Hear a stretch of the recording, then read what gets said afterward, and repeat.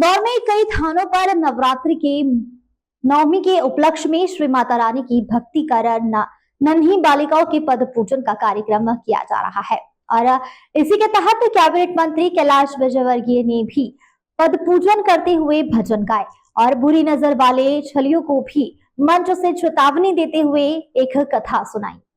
इंदौर के बाणगंगा थाना क्षेत्र में पिछले 10 वर्षों से कन्या पद पूजन का कार्यक्रम किया जा रहा है। ये कार्यक्रम निखिल सोनी वरिष्ठ अधिवक्ता अभिषेक सोनी के द्वारा किया जाता है, जहां 1100 कन्याओं का पद पूजन किया, जिसने संरक्षक के रूप में कैबिनेट मंत्री कैलाश विजयवर्गीय ने भी शिरकत की और बच्चियों के पद पूजन क्यों किए जाते हैं उस पर कथा सुनाई, भजन भी गए और कहा कि धार्मिक आयोजन में जो युवा बुरी नजर रखते हैं उन्हें छलिया कहा और उसके दुष्परिणाम बताते हुए कहा भगवान ऐसे युवाओं का अभी भी भला नहीं करते। साथ ही मीडिया से चर्चा कर उन्होंने कहा कि हम दुनिया में सबसे अच्छी अर्थव्यवस्था में हैं, विदेशी मुद्रा सबसे अधिक हमारे पास है, हमारे शेयर बाजार कुछ देर के लिए नीचे जा सकता है लेकिन वापस ऊपर आ जाता है। हम आत्मनिर्भर भारत की ओर आगे बढ़ रहे हैं। आरएसएस के शताब्दी वर्ष को लेकर उन्होंने कहा कि संघ इतना आदरणीय है कि पूरी दुनिया संघ का सम्मान करती है।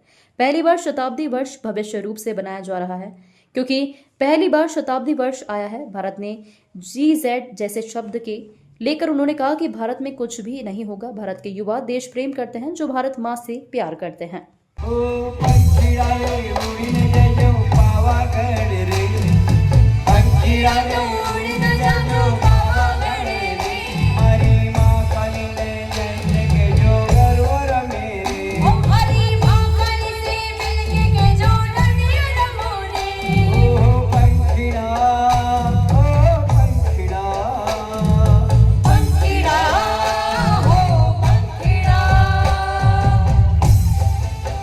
देखिए बहुत ज़्यादा असर नहीं होगा, अप चलेंगे।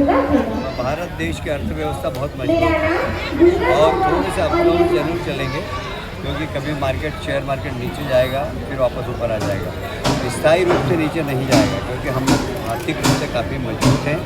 नीचे तक हमारी अर्थव्यवस्था बहुत मजबूत है, इसलिए किसी भी देश की हिम्मत नहीं कि हमारे देश की अर्थव्यवस्था को डगमगा सके।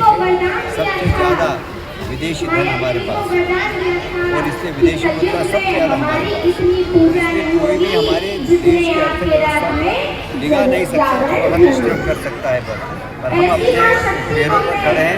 भारत आज आत्मनिर्भर भारत देखिए शताब्दी वर्ष तो रोज आता नहीं, 100 साल में आया है, पहली बार आया है तो इसलिए जब आया जब भी देंगे ना कि पहले से नहीं। इसलिए संघ को किसी ऑर्गेनाइजेशन की आवश्यकता नहीं, किसी सम्मान की आवश्यकता नहीं। संघ चाहता भी नहीं है कि आरएसएस को सम्मानित करे। संघ अपने आप में इतना बड़ा और इतना आदरणीय संगठन हो गया कि हर व्यक्ति क्या पूरी दुनिया उनको सम्मान की दृष्टि से देखती है। बुद्धि छोटे दिल के लोग हैं और इसलिए इस प्रकार की हरकत की। तो जो टीम जीत के आई उसे ट्रॉफी देने GZ की जो है तो रेगिंग का मामला है, GZ का मामला आया नेपाल। कुछ नहीं होगा। भारत के अंदर भारतीय हैं, वो अपनी भारत माता से प्यार करते हैं। जो देश के लोग अपनी माँ से प्यार करते हैं, जो कभी माँ से बगावत नहीं करते।